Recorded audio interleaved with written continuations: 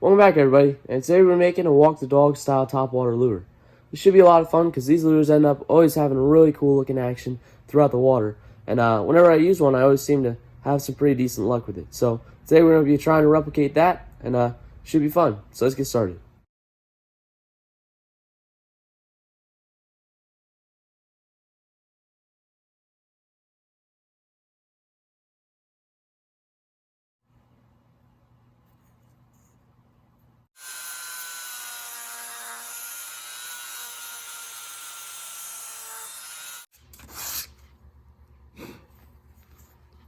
Alright, that's what it's looking like after quite a bit of hand sanding and also some drumming, as you guys saw.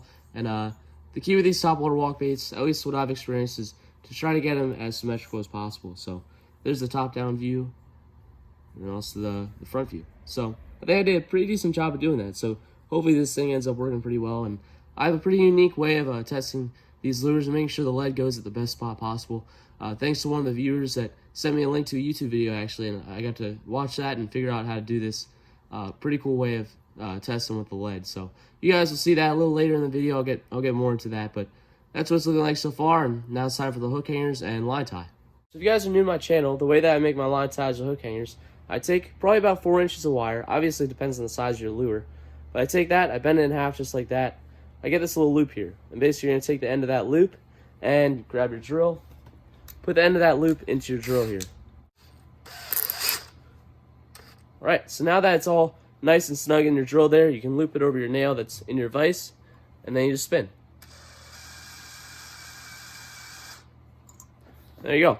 You got a pretty awesome looking line tie or hook hanger.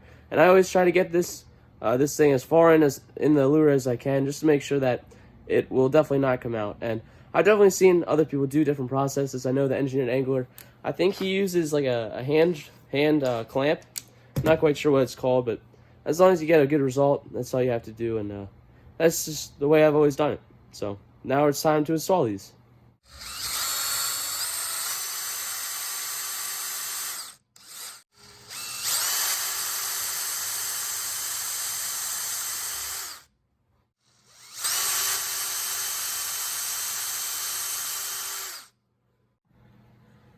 Alright, so now we're going to make the eye sockets, and I just picked out the eyes that I think will go along with what I'm thinking in mind for the painting scheme here for this lure. And a good way to test that your eye sockets are in line is if you look at it from the front here, you can see that they're same height, and if you look at it from the top, you can see that they're the same distance back and forward. So that's what you're looking for to try to make sure that in line. Actually, looks like the left one is a little bit too far back, so I might have to fix that.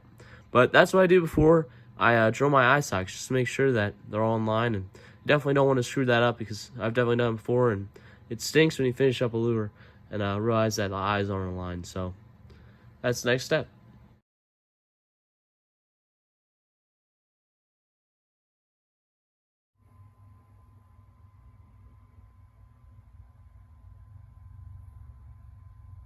So for today's lure, we're going to be testing it out in the fish tank a little bit differently than what we normally do.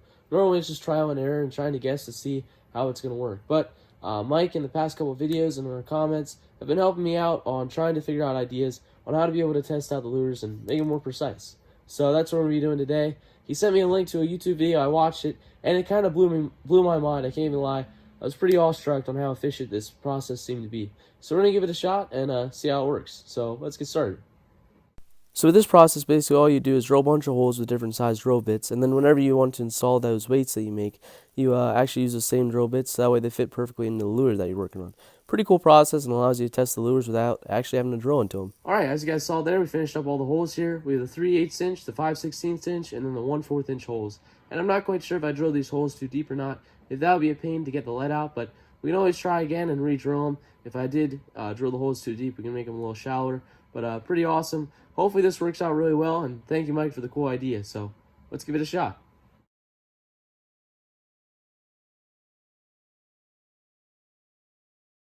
Alright, so I still have a respirator on and a couple of masks, just because I just poured it and was putting off a little bit of smoke, but I didn't fill all the holes, and that's what it's looking like. So now I'm just going to smack it against the floor or something until they fall out. So we'll give it a shot.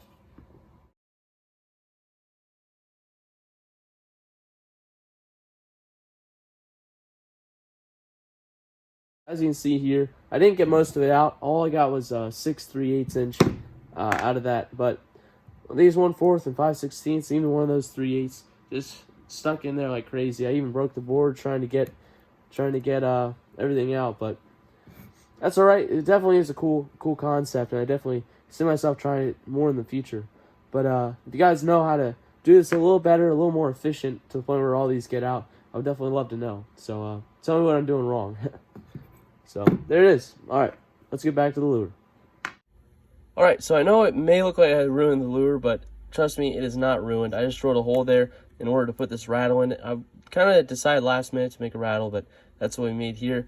It has a nail in the middle there, a nail in the back, just the head of it, and then also some glue that holds it together with a ball bearing in the middle and a straw there. Makes a pretty loud rattle, so that should work really well. We can obviously seal it up with some baking soda, super glue, put the lead probably around there, and it should work all well. So that's what it's looking like.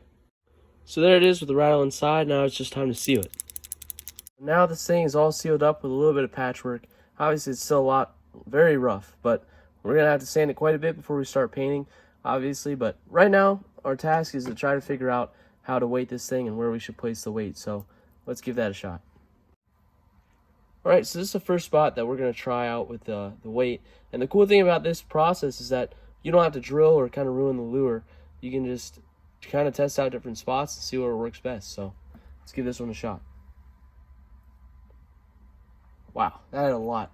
I was worried about that just because of removing so much wood for that rattle in it. So we're going to have to make this weight a little bit smaller, and then it should work out perfect. But I want to have it kind of recline in the water, so that's what we're going to try to go for. But I'm just going to take a little bit of weight off or find another weight that we made that is a little bit smaller. So I'm going to get to it, and then we can try again. Alright, so this is a little bit of a smaller piece. Unfortunately, it does kind of defeat the purpose of using the bigger drill bits, just because I had to break down this piece to make it smaller. But the other sizes didn't come out of the wood that we tried. So unfortunately, this is what we're going to have to resort to. But that's alright. It'll still work out pretty well and get the job done. So yeah, that's much better. Still might take off a little more considering the clear coat and also the paint that's going to be added. But yeah, we're getting there. So now we're going to try if the split shot is the right weight for what we're looking for. Alright, I think it's pretty good. It's reclining in the water. And yeah, I think it's what I want. Alright, so now it's time for a bunch of sanding and then we can get to painting.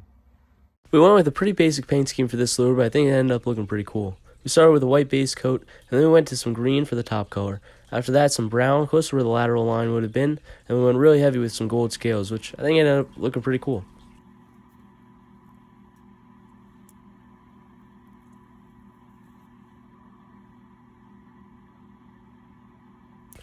Next step was some stenciling for the gills, which I just made out of a scrap piece of paper.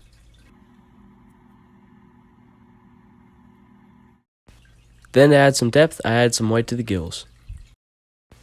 We're almost done with painting this lure, and I decided to add some color shift glitter on the top, which I think added a pretty cool effect to this lure. So I add a little bit of this glitter shimmer spray, and it's just some gold flake, and whenever you're using this, make sure not to overdo it because you can screw up a couple lures doing that, and I've done that in the past, so make sure you add this with that in mind. But really cool stuff, and definitely will add a cool touch to the end product, so it's pretty neat.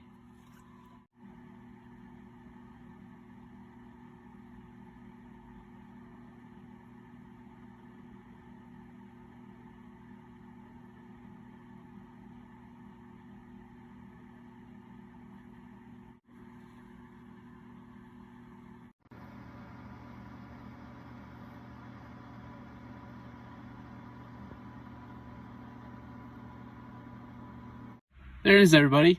Finished up lure. This thing was so much fun to make, and I definitely incorporated a lot of things in this that I haven't done much before, like the rattle. Turned out pretty cool, and I think that'll get some big fish's attention. So, with that being said, thank you guys so much for watching, and we'll see you in the next one.